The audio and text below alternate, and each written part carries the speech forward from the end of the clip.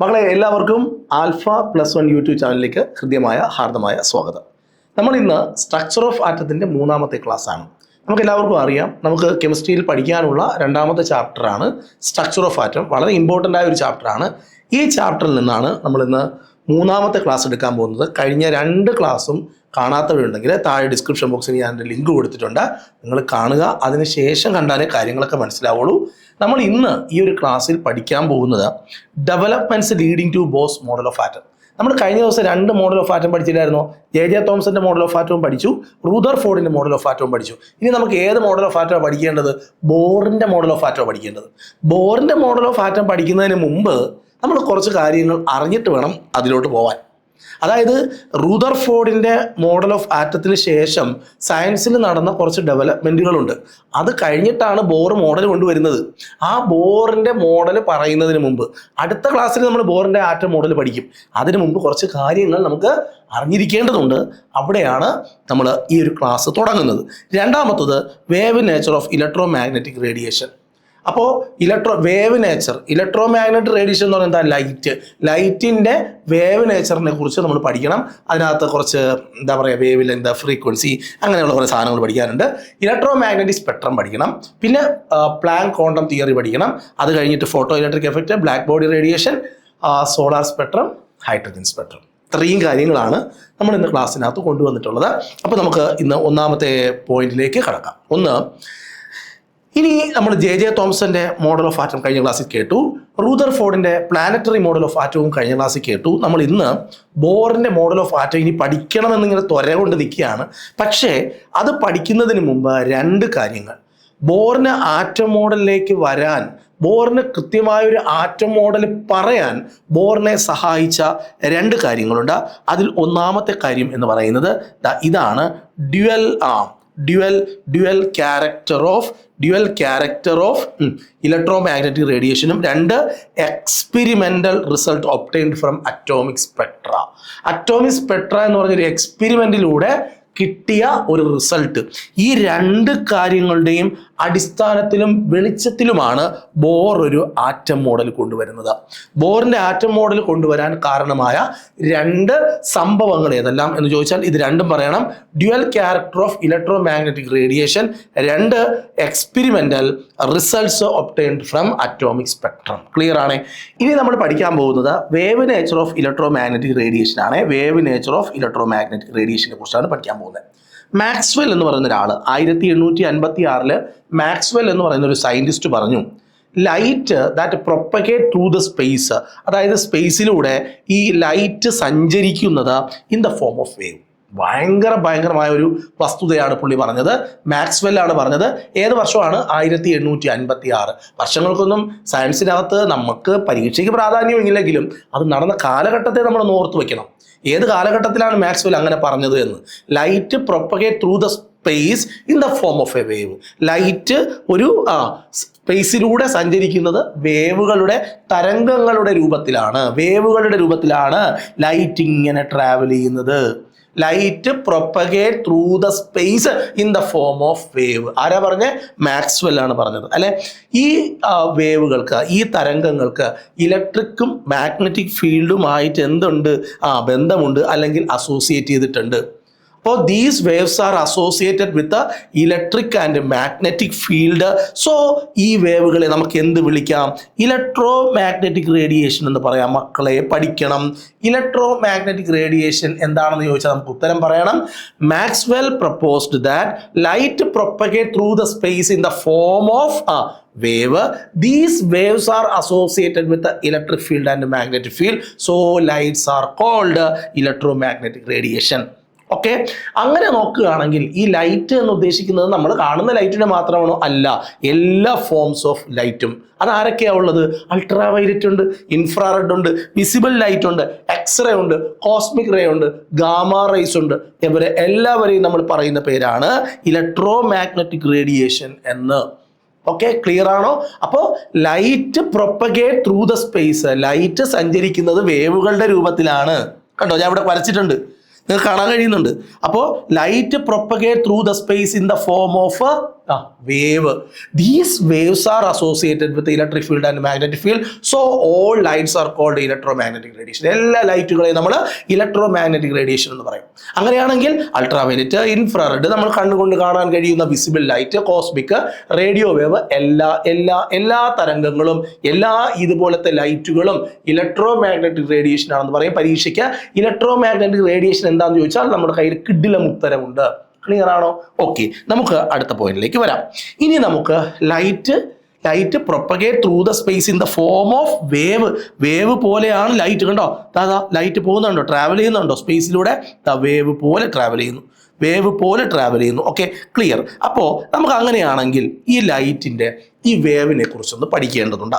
ഈ വേവ് ഇപ്പം ഇതൊരു ലൈറ്റാണ് കേട്ടോ. ഇവിടെ ഞാൻ വരയ്ക്കുന്നത് ഇതൊരു ലൈറ്റാണ്. Light propagate through the space in the form of wave. ഇവിടെ വേറൊരു ലൈറ്റാണ്. കണ്ടോ, നിങ്ങൾ കണ്ടു നോക്കൂ. കണ്ടോ, ഈ ഓരോ ലൈറ്റിനെയും നിങ്ങൾ പരിശോധിച്ചാൽ നിങ്ങൾക്ക് മനസ്സിലാവും ഇത് ഓരോന്നും ഓരോ ടൈപ്പാണ്. ഇതുപോലെ അല്ല ഇതിരിക്കുന്നത്, അതുപോലെയല്ല ഇതിരിക്കുന്നത്, അല്ലേ? ഓരോന്നും ഓരോ ടൈപ്പാണ്.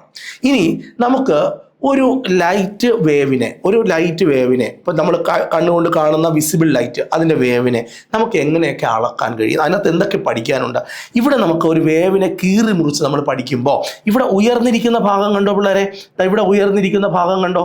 ഓക്കെ, അതിനെ നമ്മൾ വിളിക്കുന്ന പേരാണ് ക്രസ്റ്റ് എന്ന് പറയും. ക്രസ്റ്റ്, CREST, ക്രസ്റ്റ് എന്ന് പറയും. 2 ക്രസ്റ്റുകൾ അടുത്തടുത്ത് കണ്ടോ? ഇങ്ങനെ കുറേ ക്രസ്റ്റ് കാണും ഇതിനകത്ത്. ഒരുപാട് 10, 100, 1000കണക്കിന് ക്രസ്റ്റുകൾ കാണും. ഇതിൽ അടുത്തടുത്ത് വരുന്ന 2 ക്രസ്റ്റുകൾ, ഇതൊരു ക്രസ്റ്റാണ്. ഇതിനിടയിൽ വരുന്ന ഈ ഡിസ്റ്റൻസിനെ നമ്മൾ വിളിക്കുന്ന പേരാണ് വേവ് ലെങ്ത്. ക്ലിയർ ആണോ? അപ്പോൾ എന്താണ് വേവ് ലെങ്ത് എന്ന് ചോദിച്ചാൽ പറയണം, ഒരു ലൈറ്റ് വേവിൻ്റെ അടുത്തടുത്തുള്ള ക്രസ്റ്റുകൾക്കിടയിലുള്ള distance between 2 neighbouring crest in a wave. ഒരു വേവിലെ തൊട്ടടുത്തുള്ള 2 ക്രസ്റ്റുകൾക്കിടയിലുള്ള ഡിസ്റ്റൻസിനെ വിളിക്കുന്ന പേരാണ് വേവ് ലെങ്ത്. വേവ് ലെങ്തിനെ റെപ്രസെന്റ് ചെയ്യുന്ന അക്ഷരമാണ് ലാംഡ. ക്ലിയർ ആണ്? അപ്പം ഇവിടെ നിങ്ങൾ ചോദിക്കും ഇതെന്തോന്നാണെന്ന്. ഇതാണ് ഇവിടുത്തെ കുഴിവ്, അല്ലേ? ഇതിൻ്റെ താഴ്ച, അതിനെയാണ് നമ്മൾ ട്രഫ് എന്ന് പറയുക. ട്രഫ് എന്ന് പറഞ്ഞാൽ ഇതിൻ്റെ താഴ്ചയാണ്, താഴ്ന്ന സ്ഥലം, ഒരു വേവിലെ താഴ്ന്ന സ്ഥലം. അങ്ങനെയാണെങ്കിൽ നമുക്ക് വേറൊരു രീതിയിലും പറയാം. ഈ താഴ്ന്ന സ്ഥലം, ഇതാണ് ട്രഫ് എന്ന് പറയുക. അപ്പം ഇത് വേറൊരു ട്രഫാണ്. ഈ ട്രഫുകൾക്കിടയിലുള്ള ഈ ഡിസ്റ്റൻസിന് വേണമെങ്കിലും നമുക്ക് വേവ് ലെങ്ത് എന്ന് പറയാം. അപ്പം 2 ക്രസ്റ്റുകൾക്കിടയിലുള്ള ഡിസ്റ്റൻസ് അല്ലെങ്കിൽ 2 ട്രഫുകൾക്കിടയിലുള്ള ഡിസ്റ്റൻസ്, അതിനെ നമ്മൾ വിളിക്കുന്ന പേരാണ് വേവ് ലെങ്ത്. വേവ് ലെങ്തിനെ റെപ്രസെന്റ് ചെയ്യുന്ന അക്ഷരമാണ് ലാംഡ. ക്ലിയർ ആണ്? അപ്പോൾ ലൈറ്റ് എങ്ങനെയാണ് സഞ്ചരിക്കുന്നത്? എല്ലാ ടൈപ്പ് ഓഫ് ലൈറ്റും, അൾട്രാവയലറ്റ് ആയിക്കോട്ടെ, ഇൻഫ്രാറെഡ് ആയിക്കോട്ടെ, വിസിബിൾ ലൈറ്റ് ആയിക്കോട്ടെ, അല്ലെങ്കിൽ വേറെ എന്ത് ലൈറ്റ് ആണെങ്കിലും, കോസ്മിക്, റേഡിയോ തരംഗങ്ങൾ എല്ലാം വേവുകളെ പോലെയാണ് സഞ്ചരിക്കുന്നത്. ഒരു വേവിനകത്ത് ഉയർന്ന സ്ഥലമാണ് ക്രസ്റ്റ്, താഴ്ന്ന സ്ഥലമാണ് ട്രഫ്. 2 നെയ്ബറിംഗ് ക്രസ്റ്റുകൾക്കിടയിലുള്ള ഡിസ്റ്റൻസ് ആണ് വേവ് ലെങ്ത്. 2 നെയ്ബറിംഗ് ട്രഫുകൾക്കിടയിലുള്ള ഡിസ്റ്റൻസ് ആണ് വേവ് ലെങ്ത്. ക്രസ്റ്റുകൾക്കിടയിലുള്ള ഡിസ്റ്റൻസ് എന്ത് തന്നെയാണോ അത് തന്നെയായിരിക്കും ട്രഫുകൾക്കിടയിലുള്ള ഡിസ്റ്റൻസും. അതിനകത്ത് മാറ്റമൊന്നുമില്ല. അങ്ങനെയാണെങ്കിൽ ഈ ഒരു ലൈറ്റ് വേവ്, ഇതൊരു ലൈറ്റ് വേവിൻ്റെ ചിത്രമാണ് നമ്മളിവിടെ കാണുന്നത്. വ്യക്തമായി നമുക്ക് കാണാൻ കഴിയുന്നുണ്ട്. ഇതിനെയാണ് നമ്മൾ ലാംഡ എന്ന് പറയുക. ക്ലിയർ ആണ്. അങ്ങനെയാണെങ്കിൽ ഇനി നമുക്ക് എന്താ പഠിക്കേണ്ടതെന്ന് നോക്കാം. ഈ ലാംഡ നമ്മൾ സൂചിപ്പിക്കാൻ വേണ്ടിയിട്ട്, അവിടെ കണ്ടോ ലാംഡ, ഇത് കണ്ടുപിടിക്കാൻ വേണ്ടിയിട്ട് നമ്മൾ സാധാരണ ഒരു യൂണിറ്റ് ഇത് കണ്ടുപിടിച്ച് കഴിഞ്ഞാൽ, ഒരു ലൈറ്റിൻ്റെ വേവ് ലെങ്ത് കണ്ടുപിടിച്ച് കഴിഞ്ഞാൽ അത് എക്സ്പ്രസ് ചെയ്യാൻ വേണ്ടി നമ്മൾ ഒരു യൂണിറ്റ് ഉപയോഗിക്കും. അതിൻ്റെ പേരാണ് ആങ്സ്ട്രം. ഓക്കെ, അപ്പോൾ ഇവിടെ നോക്ക്, ആങ്സ്ട്രം എന്ന് പറയുന്നൊരു യൂണിറ്റ് കണ്ടോ, ഇവിടെ കണ്ടോ, ആങ്സ്ട്രം എന്ന് പറയുന്നൊരു യൂണിറ്റ് ഉപയോഗിക്കും. അതെങ്ങനെയാണ് എഴുതുക? ക്യാപിറ്റൽ എയും അതിൻ്റെ സൂപ്പർ സ്ക്രിപ്റ്റ് ആയിട്ടൊരു 0യും ഇങ്ങനെയാണ് എഴുതുക. ഒരു ആങ്സ്ട്രം എന്ന് പറഞ്ഞാൽ എന്താ? ഒരു ഡിസ്റ്റൻസ് ആണ്, അല്ലേ വളരെ? അപ്പോൾ ഒരു ആങ്സ്ട്രം എത്രയാണെന്ന് ചോദിച്ചാൽ നമ്മൾ പറയണം 10⁻⁻10 മീറ്റർ. ഓക്കെ, വളരെ ചെറുതാണ്. ആങ്സ്ട്രം എന്ന് പറഞ്ഞാൽ 2 ക്രസ്റ്റുകൾക്കോ അല്ലെങ്കിൽ 2 ട്രഫുകൾക്കോ ഇടയിലുള്ള ഡിസ്റ്റൻസ് എന്ന് പറഞ്ഞാൽ ഭയങ്കര ചെറുതാണ്. അതുകൊണ്ടാണ് ആങ്സ്ട്രം എന്ന യൂണിറ്റ് കൊടുത്തിട്ടുള്ളത്. ഒരു ആങ്സ്ട്രം എത്രയാണെന്ന് ചോദിച്ചാൽ നമ്മൾ പറയണം 10⁻⁻10 മീറ്റർ. ഇനി എന്താണ് ഫ്രീക്വൻസി എന്ന് നോക്കാം. എന്താണ് ഫ്രീക്വൻസി? ഫ്രീക്വൻസി ഇവിടെ വി എന്നാണ് ഇട്ടിരിക്കുന്നത്, വി അല്ല ന്യൂ എന്നാണ്. ഇങ്ങനെ വരും കേട്ടോ, ചെറിയൊരു ചരിവ് വരും. അത് നമുക്ക് സിമ്പിൾ കിട്ടാത്തത് കൊണ്ടാണ് അങ്ങനെ കൊടുത്തിരിക്കുന്നത് കേട്ടോ. അപ്പോൾ ഇവിടെ എല്ലായിടത്തും അങ്ങനെ ആക്കിക്കോണേ. ഓക്കെ, അപ്പോൾ ന്യൂ ഫ്രീക്വൻസി എന്ന് പറഞ്ഞാൽ ഒരു സെക്കൻഡിൽ ശ്രദ്ധിച്ച് കേൾക്കണേ, ഒരു സെക്കൻഡിൽ ഒരു പോയിന്റിലൂടെ കടന്നു പോകുന്ന ലൈറ്റ് വേവ്സിന്റെ എണ്ണത്തെ വിളിക്കുന്ന പേരാണ് frequency. Number of light waves pass through A point per second. ഒരു സെക്കൻഡിൽ ഇത് ഒരു പോയിന്റ് ആണ്. ഇപ്പോൾ ഒരു ലൈറ്റ് ഇതിലൂടെ പാസ് ചെയ്ത് പോവാണ്. കുറേ വേവ്സ് ആയിട്ടല്ലേ പോകുന്നത്, അല്ലെ? ലൈറ്റ് എങ്ങനെയാണ് പോകുന്നത്? വേവ്സ് ആയിട്ടാണ് പോകുന്നത്. ഒരു പോയിന്റിലൂടെ ഒരു സെക്കൻഡിൽ എത്ര വേവ്സ് പാസ് ചെയ്ത് പോകുമോ അതിനെയാണ് ആ ലൈറ്റിന്റെ ഫ്രീക്വൻസി എന്ന് പറയുന്നത്. മക്കളെ പഠിച്ചോണം, എന്താണ് frequency? Number of light waves pass through A point per second. ഒരു സെക്കൻഡിൽ ഒരു പോയിന്റിലൂടെ കടന്നു പോകുന്ന ലൈറ്റ് വേവുകളുടെ എണ്ണത്തെ വിളിക്കുന്ന പേരാണ് ഫ്രീക്വൻസി. ഫ്രീക്വൻസി എപ്പോഴും പഠിക്കണേ. ഫ്രീക്വൻസി എപ്പോഴും inversely proportional to wavelength. Frequency എപ്പോഴും inversely proportional to wavelength. അപ്പോൾ ഈ പ്രൊപ്പോർഷണാലിറ്റി മാറ്റാൻ വേണ്ടി നമ്മൾ എന്ത് ചെയ്യും? ന്യൂ ഇസ് ഈക്വൽ ടു ഒരു കോൺസ്റ്റന്റ് ആഡ് ചെയ്യും, അതാണ് സി ബൈ ലാംഡ. ഇത് പഠിക്കണം, ഇത് വളരെ ഇമ്പോർട്ടൻ്റ് ആണ്, പ്രോബ്ലം പഠിക്കാനുണ്ട്. അപ്പോൾ nu is equal to C by lambda. C എന്ന് പറഞ്ഞാലോ വെലോസിറ്റി ഓഫ് ലൈറ്റ്. സി എന്ന് പറഞ്ഞാൽ എന്താണ്? Velocity of light. ഇത്രയും ക്ലിയർ ആണോ? ഇത്രയും ക്ലിയർ ആണ്. അടുത്ത് നമ്മൾ പറയാൻ പോകുന്നത് വെലോസിറ്റി. ഓക്കെ, അപ്പോൾ light propagate through the space in the form of wave. ആ വേവിനെ കുറിച്ചാണ് നമ്മൾ പഠിക്കുന്നത്. വേവിന്റെ രണ്ട് കാര്യങ്ങൾ പഠിച്ചു കഴിഞ്ഞു, വേവ് ലെങ്തും പഠിച്ചു, ഫ്രീക്വൻസിയും പഠിച്ചു. ഇനി പഠിക്കാൻ പോകുന്നത് വേവിന്റെ വെലോസിറ്റി. വെലോസിറ്റി എന്ന് പറഞ്ഞാൽ എന്താ? ഒരു സെക്കൻഡിൽ ഓക്കെ, ഒരു വേവ് എത്ര ദൂരം സഞ്ചരിക്കുമോ, ഒരു സെക്കൻഡിൽ ഒരു ലൈറ്റ് വേവ് എത്ര ദൂരം ട്രാവൽ ചെയ്യുമോ അതിനെ വിളിക്കുന്ന പേരാണ് വെലോസിറ്റി. വെലോസിറ്റി റെപ്രസെന്റ് ചെയ്യുന്ന ലെറ്റർ ആണ് സി. ഓക്കെ, അപ്പോൾ ന്യൂ, ഇവിടെ എല്ലാം ന്യൂ ആയിട്ട് വായിക്കണേ. അപ്പോൾ nu is equal to C by lambda നമ്മൾ കുറച്ച് മുമ്പേ പറഞ്ഞതേ ഉള്ളു. ഓക്കെ, അപ്പോൾ സി ആണ് കണ്ടുപിടിക്കേണ്ടതെങ്കിൽ എന്താണ് ചെയ്യേണ്ടതെന്ന് അറിയാമല്ലോ. ആ ന്യൂ ഇൻറ്റു ലാംഡ ചെയ്താൽ നമുക്ക് ലൈറ്റിന്റെ വെലോസിറ്റി കിട്ടും. ലൈറ്റിന്റെ വെലോസിറ്റി എത്രയാണ്? 3 × 10⁸ മീറ്റർ പെർ സെക്കൻഡ് അല്ലേ? ആണ്. അപ്പോൾ വെലോസിറ്റി എന്താണെന്ന് ചോദിച്ചാൽ പറയണം, the distance travelled by a wave per second. The distance travelled by a wave in 1 second. ഒരു സെക്കൻഡ് കൊണ്ട് ഒരു വേവ് എത്ര ദൂരം സഞ്ചരിക്കുമോ അതിനെയാണ് നമ്മൾ വെലോസിറ്റി എന്ന് പറയുക. എന്താണ് വേവ് നമ്പർ? വേവ് നമ്പറിനെ സൂചിപ്പിക്കുന്ന അക്ഷരമാണ് ന്യൂ ഡാഷ്. ന്യൂ എഴുതിയിട്ട് അതിന്റെ മുകളിൽ ഒരു വരയിട്ടിട്ട് ഡാഷ് എന്ന് വായിക്കണം. Nu dash. ഒരു സെന്റിമീറ്ററിൽ എത്ര വേവ്സ് കാണും? നമ്മളൊരു വേവ്, ഇതൊരു വേവാണെന്ന് വിചാരിച്ചോ, ഇതൊരു വേവാണ്. നമ്മൾ 1 സെന്റിമീറ്റർ അളക്കുന്നു, ഇത്രയാണ് 1 സെന്റിമീറ്റർ. ഈ 1 സെന്റിമീറ്ററിനകത്ത് എത്ര വേവ് കാണും? Number of waves present per centimetre. ഇതിനെയാണ് നമ്മൾ എന്ത് പറയുക? വേവ് ലെങ്ത് എന്ന് പറയുക. അപ്പോൾ വേവ് ലെങ്ത് എന്ന് പറയുക. വേവ് ലെങ്ത് എന്ന് പറയുന്നത് wavelength nu dash is equal to 1/λ ആയിരിക്കും. ഇനി നമ്മൾ പറയാൻ പോകുന്നത് ആംപ്ലിറ്റ്യൂഡാണ്. ആംപ്ലിറ്റ്യൂഡ് എന്ന് പറഞ്ഞാൽ the depth of the trough അല്ലെങ്കിൽ the height of the crest. Okay, അതായത് ഒരു ക്രസ്റ്റ്, നമ്മളൊരു വേവ് ഞാൻ ഇവിടെ കാണിക്കുന്നു. ആ വേവ് ഇവിടെ ഞാനൊരു വേവ് വരയ്ക്കുന്നു. ആ വേവിൻ്റെ ഈ ട്രഫിൻ്റെ താഴ്ച അല്ലെങ്കിൽ ഈ ക്രസ്റ്റിൻ്റെ ഹൈറ്റ്, ഉയരം, അതിനെ നമ്മൾ വിളിക്കുന്ന പേരാണ് ആംപ്ലിറ്റ്യൂഡ്. ഇപ്പോൾ നമ്മൾ ഒരു ഫംഗ്ഷന് പോയി, അവിടെ ഭയങ്കര ലൈറ്റാണ്. ഒരു ലൈറ്റിലേക്ക് നോക്കാനേ പറ്റുന്നില്ല, ഭയങ്കരമായ ഇൻറ്റൻസിറ്റിയാണ്. നമുക്ക് കണ്ണൊക്കെ ഒരുമാതിരി ആകുന്നു അല്ലേ? നമുക്ക് കണ്ണ് അതിലോട്ട് ആ ലൈറ്റിലോട്ട് കൊടുക്കാൻ പറ്റുന്നില്ല, അത്ര വെട്ടമാണ്. അപ്പോൾ നമ്മൾ പറയണം ആ ലൈറ്റിൻ്റെ ആംപ്ലിറ്റ്യൂഡ് കൂടുതലാണ്. ഒരു ലൈറ്റിൻ്റെ ഇൻറ്റൻസിറ്റി കൂടുതലാണെങ്കിൽ ആ ലൈറ്റ് വേവിൻ്റെ ആംപ്ലിറ്റ്യൂഡ് കൂടുതലായിരിക്കും. എന്താണ് ആംപ്ലിറ്റ്യൂഡ്? ക്രസ്റ്റിൻ്റെ ഉയരം അല്ലെങ്കിൽ ട്രഫിൻ്റെ താഴ്ച. ഓക്കെ, ക്രസ്റ്റിൻ്റെ ഉയരം അല്ലെങ്കിൽ ട്രഫിൻ്റെ താഴ്ചയാണ്. Height of the crust or depth of the trough is called amplitude. Clear ആണ്. ഓക്കെ, അടുത്ത് നമ്മൾ പഠിക്കാൻ പോകുന്നത് ഇലക്ട്രോമാഗ്നറ്റിക് സ്പെക്ട്രം. അപ്പോൾ നമ്മൾ ഇത് ഏത് വഴിയിലൂടെയാണ് സഞ്ചരിച്ച് വരുന്നത്? മാക്സ്വെൽ പറഞ്ഞൊരു കാര്യം എന്താ? Light propagate through the space in the form of A wave. Light ഒരു സ്പേസിലൂടെ സഞ്ചരിക്കുന്നത് തരംഗങ്ങളുടെ രൂപത്തിലാണ്. ആ തരംഗങ്ങളെ കുറിച്ച് നമ്മൾ പഠിച്ചു കഴിഞ്ഞു. തരംഗങ്ങൾക്ക് എന്തുണ്ട്? വേവ് ലെങ്ത് ഉണ്ട്, ഫ്രീക്വൻസി ഉണ്ട്, വെലോസിറ്റി ഉണ്ട്, വേവ് നമ്പർ ഉണ്ട്, അതേപോലെ ആംപ്ലിറ്റ്യൂഡ് ഉണ്ട്. ഈ 5 കാര്യങ്ങൾ ഒരു ലൈറ്റ് വേവിനും ഉണ്ട്. അങ്ങനെ നോക്കുകയാണെങ്കിൽ നമുക്ക് അറിയാം ഓരോ ടൈപ്പ് ലൈറ്റിനും, ഓരോ ലൈറ്റിനും പ്രത്യേകം വേവ് ലെങ്ത് കാണും. ഈ ലൈറ്റിൻ്റെ വേവ് ലെങ്ത് ആയിരിക്കില്ല അടുത്ത ലൈറ്റിൻ്റെ വേവ് ലെങ്ത്. കണ്ടാ, ഇവിടെ വേവ് ലെങ്ത് കൂടുതലല്ലേ പിള്ളേരെ, ഇവിടെ വേവ് ലെങ്ത് കുറവല്ലേ. ഓരോ ലൈറ്റിനും ഓരോ വേവ് ലെങ്ത് ആയിരിക്കും. ക്ലിയർ ആണോ? അൾട്രാ വയലറ്റിൻ്റെ വേവ് ലെങ്ത് അല്ല ഇൻഫ്രാറെഡിനുള്ളത്, ഇൻഫ്രാറെഡിൻ്റെ വേവ് ലെങ്ത് അല്ല വിസിബിൾ ലൈറ്റിനുള്ളത്, വിസിബിൾ ലൈറ്റിൻ്റെ വേവ് ലെങ്ത് അല്ല ഗാമ റേസിനുള്ളത്. ഓരോ ലൈറ്റുകളുടെയും വേവ് ലെങ്ത് വ്യത്യസ്തമായിരിക്കും. ഒരു ലൈറ്റിൻ്റെ വേവ് ലെങ്ത് കൂടുകയാണെങ്കിൽ, ഈ ലൈറ്റിൻ്റെ വേവ് ലെങ്ത് കൂടുതലാണ് കണ്ടോ, ഇതിനേക്കാളും കൂടുതലാണ്. വേവ് ലെങ്ത് കൂടിയാൽ ഒരു സെക്കൻഡിൽ ഒരു പോയിന്റിലൂടെ കടന്നു പോകുന്ന വേവുകളുടെ എണ്ണം കുറയും. വേവ് ലെങ്ത് കൂടിയാൽ, ശ്രദ്ധിച്ച് കേൾക്കണം, വേവ് ലെങ്ത് കൂടിയാൽ എന്ത് സംഭവിക്കും? ഒരു പോയിന്റിലൂടെ കടന്നു പോകുന്ന വേവുകളുടെ എണ്ണം കുറയും, ഫ്രീക്വൻസി കുറയും. വേവ് ലെങ്ത് കൂടിയാൽ ഫ്രീക്വൻസി കുറയും. ഒരു ലൈറ്റിൻ്റെ വേവ് ലെങ്ത് കൂടുതലാണെങ്കിൽ ആ ലൈറ്റിൻ്റെ ഫ്രീക്വൻസി കുറവായിരിക്കും.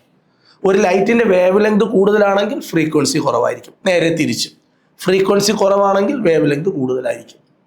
ഓക്കെ, അപ്പോൾ ഇവിടെ കണ്ടോ, ഇവിടെ വേവ് ലെങ്ത് കുറവാണ്, അതുകൊണ്ട് ആ ലൈറ്റിൻ്റെ ഫ്രീക്വൻസി കൂടുതലായിരിക്കും. ഓരോ ലൈറ്റിനും ഒരു പർട്ടിക്കുലർ വേവ് ലെങ്തും ഫ്രീക്വൻസിയും ഉണ്ട്. ഓക്കെ, അങ്ങനെ different type of light we have, different type of radiations we have. അവരെല്ലാം നമ്മൾ ഇലക്ട്രോ മാഗ്നറ്റിക് റേഡിയേഷൻ എന്നാണ് പറയുക. ഇവരെല്ലാം ഓരോ ലൈറ്റിനെയും അവരുടെ വേവ് ലെങ്ത് കൂടുന്ന ക്രമത്തിൽ നമുക്ക് അറേഞ്ച് ചെയ്യാം. ആ അറേഞ്ച്മെൻറ്റിനെ നമ്മൾ വിളിക്കുന്ന പേരാണ് the arrangement of different type of electromagnetic radiation.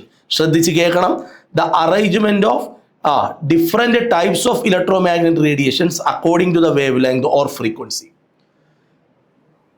Wave length കൂടി വരുന്ന ക്രമത്തിൽ നമുക്ക് ഓരോ ലൈറ്റുകളെയും അറേഞ്ച് ചെയ്യാം. ഇവിടെ അങ്ങനെ അറേഞ്ച് ചെയ്ത് വെച്ചിട്ടുണ്ട്. ഗാമ റേക്ക് വേവ് ലെങ്ത് കുറവാണ്. എക്സ്റേ കുറച്ചുകൂടെ വേവ് ലെങ്ത് ഉണ്ട്. അൾട്രാ വയലറ്റ് അതിനേക്കാൾ വേവ് ലെങ്ത് ഉണ്ട്. വിസിബിൾ ലൈറ്റാണ് പിന്നെ സ്പ്ലിറ്റ് ചെയ്ത് കാണിച്ചിരിക്കുന്നത്. പിന്നെ ഇൻഫ്രാറെഡ് അൾട്രാ വയലറ്റിനേക്കാളും വിസിബിൾ ലൈറ്റിനേക്കാളും വേവ് ലെങ്ത് കൂടുതലാണ്. മൈക്രോവേവ്, റേഡിയോ വേവിനാണ് മാക്സിമം വേവ് ലെങ്ത് ഉള്ളത്. തിരിച്ചു പോകുമ്പോഴോ ഇവിടുന്ന് അങ്ങോട്ട് പോകുമ്പോഴോ ഈ ഡയറക്ഷനിൽ പോകുമ്പോഴോ റേഡിയോ വേവിനാണ് ഫ്രീക്വൻസി കുറവ്. വേവ് ലെങ്ത് കൂടുതലും ഫ്രീക്വൻസി കുറവുമായിട്ടുള്ളത് റേഡിയോ വേവാണ്. അപ്പോൾ ഇവിടെ നിന്ന് അങ്ങോട്ട് കണ്ടോ. അപ്പോൾ നമ്മൾ ഇവിടെ എന്താ ചെയ്തിരിക്കുന്നത്? Different type of electromagnetic റേഡിയേഷനെ അറേഞ്ച് ചെയ്ത് വെച്ചിരിക്കുകയാണ് in the ascending order of their വേവ് ലെങ്തിൻ്റെ അസെൻഡിങ് ഓർഡർ അല്ലെങ്കിൽ ഫ്രീക്വൻസിയുടെ ഡിസെൻഡിങ് ഓർഡർ. ഇങ്ങനെയുള്ള അറേഞ്ച്മെൻറ്റിന് നമ്മൾ വിളിക്കുന്ന പേരാണ് electromagnetic spectrum. Electromagnetic സ്പെക്ട്രത്തിൽ വിസിബിൾ ലൈറ്റിൻ്റെ പൊസിഷൻ നോക്കിയേ, അൾട്രാ വയലറ്റിനും ഇൻഫ്രാറെഡിനും ഇടയിലാണ്. അതിൽ തന്നെ കണ്ടോ ഡിഫറെൻറ്റ് കളേഴ്സ് ഉണ്ട്. വയലറ്റ് ഉണ്ട്, ഇൻഡിഗോ ഉണ്ട്, ബ്ലൂ ഉണ്ട്, ഗ്രീൻ ഉണ്ട്. കണ്ടോ, violet, indigo, blue, green, yellow, orange, red, VIBGYOR. കണ്ടോ 7 കളർ വിസിബിൾ ലൈറ്റിനകത്ത്. അതിൽ വേവ് ലെങ്ത് കുറവ് വയലറ്റാണ്. അപ്പോൾ വയലറ്റ് ആദ്യം വരും, അത് കഴിഞ്ഞ് ഇൻഡിഗോ വരും. അപ്പോൾ അതിൽ വേവ് ലെങ്ത് കൂടിയത് റെഡാണ്, അങ്ങനെ വരും. ഇത്രയും വരുന്നത് ഈ റീജിയനിലാണ്, അതായത് അൾട്രാ വയലറ്റിനും ഇൻഫ്രാറെഡിനും ഇടയിലാണ്. ഇനി നമ്മൾ പറയാൻ പോകുന്നതാണ് Planck quantum theory. Planck quantum theory വരാനുള്ള ഒരു കാരണം പറയാം. ഇപ്പോൾ നമ്മൾ വേവ് നേച്ചർ ഓഫ് ലൈറ്റ് പഠിച്ചു. ഈ വേവ് നേച്ചർ ഓഫ് ലൈറ്റ് വെച്ചിട്ട് നമുക്ക് ഡിഫ്രാക്ഷനും എക്സ്പ്ലെയിൻ ചെയ്യാൻ പറ്റും. ഒന്ന് ശ്രദ്ധിച്ച് കേൾക്കണേ. ഡിഫ്രാക്ഷൻ നമ്മൾ ഫിസിക്സിനകത്ത് പഠിച്ചിട്ടുണ്ടല്ലോ അല്ലേ? ലൈറ്റ് പോകുന്ന വഴിയിലേക്ക് ഒരു ഒബ്സ്റ്റക്കിൾ ഉണ്ടെങ്കിൽ, ഒരു തടസ്സമുണ്ടെങ്കിൽ ലൈറ്റ് അതിനെ ചുറ്റി അങ്ങ് സഞ്ചരിക്കും. ഇതിനെ വിളിക്കുന്ന പേരാണ് ഡിഫ്രാക്ഷൻ. ഡീറ്റെയിലിംഗ് അങ്ങനെയൊന്നുമല്ല. ഇൻ്റർഫറൻസ് അത് നമ്മൾ കേട്ടിട്ടുണ്ട്. സെയിം വേവ് ലെങ്ത് ഉള്ള ലൈറ്റുകൾ ഒരു പ്രതലത്തിലേക്ക് വരുമ്പോൾ അവിടെ അവർ കൂടിച്ചേർന്നുണ്ടാകുന്ന ഒരു പ്രതിഭാസം, അങ്ങനെ പഠിച്ചിരുന്നാൽ മതി. ഇൻ്റർഫറൻസ്, ഇത് രണ്ടിൻ്റെയും കാരണം എക്സ്പ്ലെയിൻ ചെയ്യാൻ ഈ പറയുന്ന വേവ് ക്യാരക്ടർ വെച്ചിട്ട് പറ്റി. ലൈറ്റിൻ്റെ വേവ് ക്യാരക്ടറെ കുറിച്ചല്ലേ നമ്മൾ പഠിച്ചത്. ഇത് വെച്ചിട്ട് ഫിസിക്സിനകത്ത് ഈ 2 പ്രോസസ്സുകൾ നമുക്ക് എക്സ്പ്ലെയിൻ ചെയ്യാൻ പറ്റി. പക്ഷേ ക്ലാസിക്കൽ തിയറി വെച്ചിട്ട് നമുക്ക് ഫോട്ടോ ഇലക്ട്രിക് എഫക്റ്റ് എന്ന് പറയുന്ന ഒരു പ്രോസസ്സുണ്ട്. വളരെ ഇമ്പോർട്ടൻ്റ് ആയ ഫിസിക്സിലെയും കെമിസ്ട്രിയിലെയും ഒരു സംഭവമാണ് ഫോട്ടോ ഇലക്ട്രിക് എഫക്റ്റ്. ഈ ഫോട്ടോ ഇലക്ട്രിക് എഫക്റ്റും ബ്ലാക്ക് ബോഡി റേഡിയേഷൻ, ഇത് രണ്ടും എക്സ്പ്ലെയിൻ ചെയ്യാൻ ഈ വേവ് നേച്ചർ ഓഫ് ലൈറ്റ് വെച്ച് മാത്രം പറ്റത്തില്ല. അത് നമുക്കിനി പഠിക്കാനുണ്ട്. അടുത്ത് നമ്മൾ പഠിക്കാൻ പോകുന്നത് ഫോട്ടോ ഇലക്ട്രിക് എഫക്റ്റിനെ കുറിച്ചാണ്. ഫോട്ടോ ഇലക്ട്രിക് എഫക്റ്റ് പഠിക്കണമെങ്കിൽ നമുക്ക് ഒരു തിയറി പഠിക്കണം. ആ തിയറിയാണ് പ്ലാങ്ക് ക്വാണ്ടം തിയറി. പ്ലാങ്ക് എന്ന് പറയുന്ന ഒരു മാക്സ് പ്ലാങ്ക് എന്നാണ് അദ്ദേഹത്തിൻ്റെ പൂർണ്ണമായ പേര്, മാക്സ് പ്ലാങ്ക്. അദ്ദേഹത്തിൻ്റെ ആ തിയറിയെക്കുറിച്ചാണ് നമ്മൾ പറയാൻ പോകുന്നത്. സപ്പോസ് വളരെ സിമ്പിളാണ്, 3 പോയിൻ്റേ ഉള്ളൂ, ഒറ്റ മിനിറ്റ് കൊണ്ട് നമുക്ക് പഠിക്കാം, ഒറ്റ മിനിറ്റ് കൊണ്ട് നമുക്ക് പഠിച്ചെടുക്കാം. ഈ ഒരു ചാനൽ ഉണ്ടെങ്കിലേ നിങ്ങളുടെ കെമിസ്ട്രിയുടെ ഒരു ചാപ്റ്റർ കഴിഞ്ഞിട്ട് നിങ്ങൾ നോക്കിക്കോ, നിങ്ങൾ ഏത് ലെവലിലൊരു എക്സാം എടുത്താലും, നീറ്റോ അല്ലെങ്കിൽ സ്കൂളിലെ എക്സാമോ അല്ലെങ്കിൽ പബ്ലിക് എക്സാമോ CBSEയുടെ എക്സാമോ എന്തോ ആയിക്കോട്ടെ, നമുക്ക് ഒരു കോൺഫിഡൻ്റ് ആയിരിക്കും. കാരണം നമ്മളെല്ലാം വളരെ പക്കയായിട്ടാണ് പറയുന്നത്, ഒരു സംശയവും ഒരു കാര്യങ്ങളിലും ഇല്ല. അതെന്തുകൊണ്ടാണ് ഇല്ലാത്തത്? അത് അയാളുടെ എക്സ്പീരിയൻസ് ആണ്, അത്രയേ ഉള്ളൂ. അപ്പോൾ ഇത് മാത്രം അതുകൊണ്ടാണ്. അപ്പോൾ അതുകൊണ്ടാണ് നമ്മൾ ഈ ചാനൽ കാണണമെന്ന് പറയുന്നത്. ഒരു പുതിയ ഒരാളുടെ ക്ലാസ് ആയിരുന്നെങ്കിൽ നമ്മൾ കാണണമെന്ന് നിർബന്ധിക്കില്ല, നിങ്ങൾ കാണണം. നിങ്ങൾക്ക് ഈ ക്ലാസ് ഇഷ്ടപ്പെട്ടാൽ നിങ്ങൾക്ക് ചെയ്യാൻ പറ്റുന്നത് ഒരൊറ്റ കാര്യമേ ഉള്ളൂ, ഇത് പെയ്ഡ് ക്ലാസ് അല്ല. പെയ്ഡ് ക്ലാസ് തൽക്കാലം നമ്മൾ അതിനെക്കുറിച്ച് ചിന്തിക്കുന്നില്ല. നിങ്ങൾക്ക് ചെയ്യാൻ കഴിയുന്നത് നിങ്ങളുടെ ഫ്രണ്ട്സിന് ഇതൊന്ന് ഇൻട്രൊഡ്യൂസ് ചെയ്യണം. ഇതിനകത്ത് വ്യൂ എത്രത്തോളം കൂടുന്നുവോ അത്രത്തോളം നമ്മൾ ഇതിനകത്ത് പുതിയ പുതിയ കാര്യങ്ങൾ കൊണ്ടുവരാൻ ശ്രമിക്കും. ഓക്കെ, തൽക്കാലം നമ്മൾ ഈ +1 ചാനലിലൂടെ കെമിസ്ട്രി മാത്രമാണ് തരുന്നത്. ഭാവിയിൽ നല്ലപോലെ ഒരു റെസ്പോൺസ് നിങ്ങളുടെ ഭാഗത്തുനിന്നുണ്ടായാൽ മറ്റു സബ്ജക്റ്റുകളെ കുറിച്ച് നമ്മൾ ആലോചിക്കും. ഇനി പ്ലാങ്ക് ക്വാണ്ടം തിയറിയെക്കുറിച്ചാണ് നമ്മൾ ക്ലാസ്സിനകത്ത് പഠിക്കാൻ പോകുന്നത്. ഒരു പ്ലാങ്ക് ക്വാണ്ടം തിയറി എന്താണെന്ന് നോക്കാം. ഒരു ബോഡി, ഒരു വസ്തുവിൽ നിന്ന് നമ്മളിപ്പോൾ ഒരു ബൾബ് ഓൺ ചെയ്താൽ ആ ബൾബിനകത്തുനിന്ന് ലൈറ്റ് പുറത്തേക്ക് വരും, അല്ലേ? വെളിച്ചം പുറത്തേക്ക് വരും.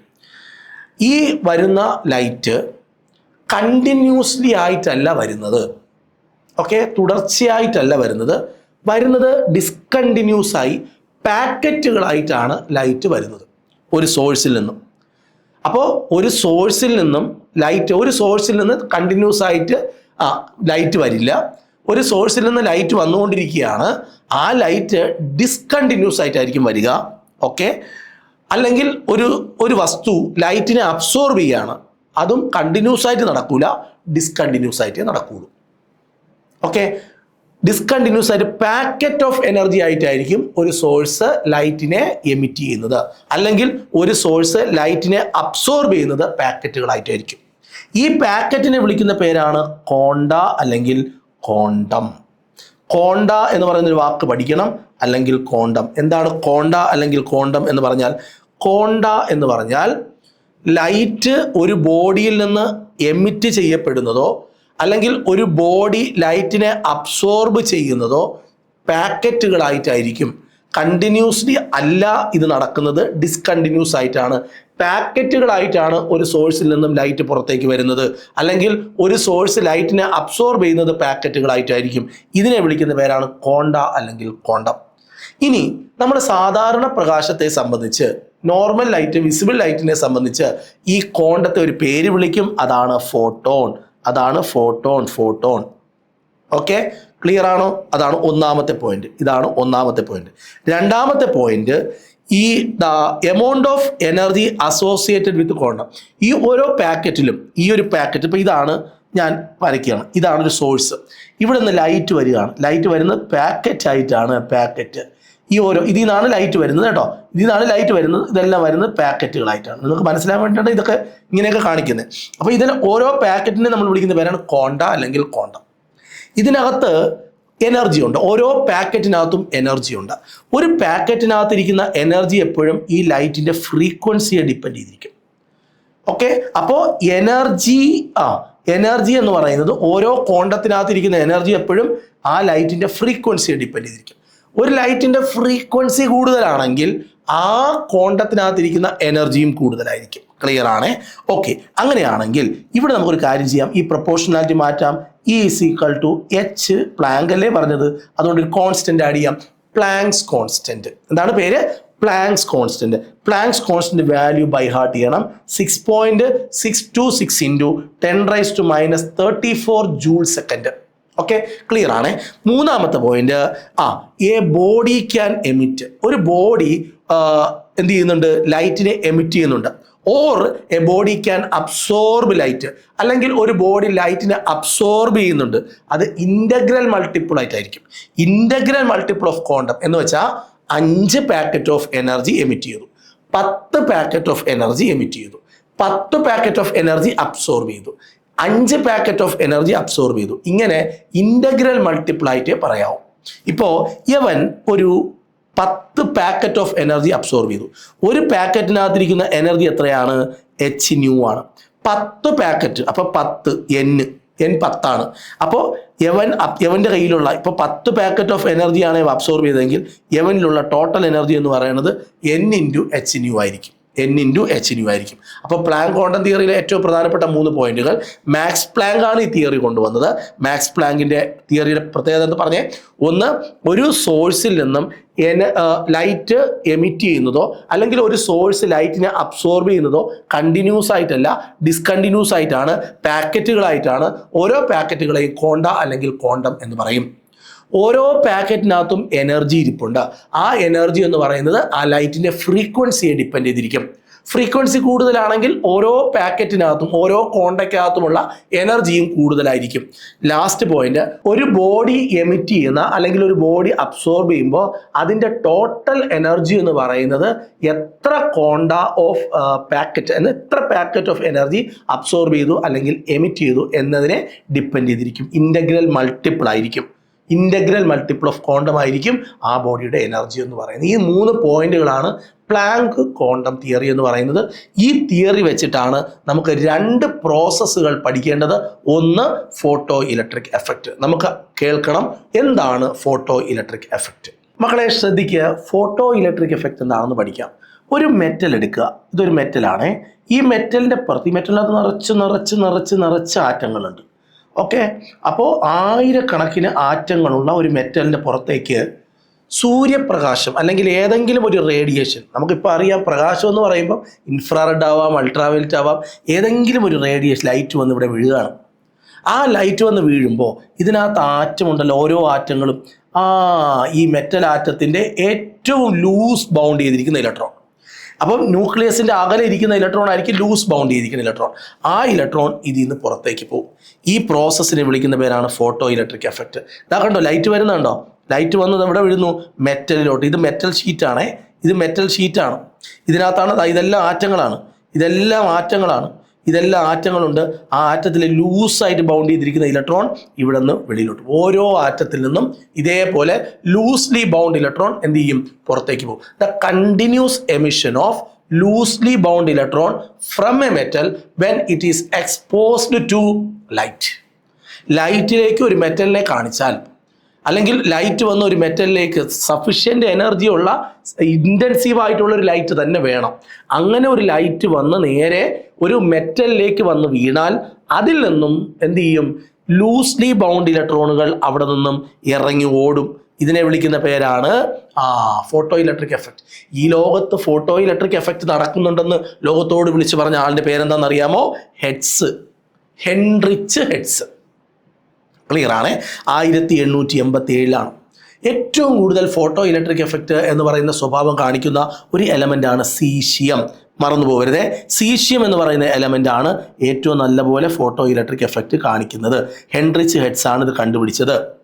ഓക്കെ, അപ്പം പീരിയോഡിക് ടേബിളിൽ 18 ഗ്രൂപ്പുണ്ട്.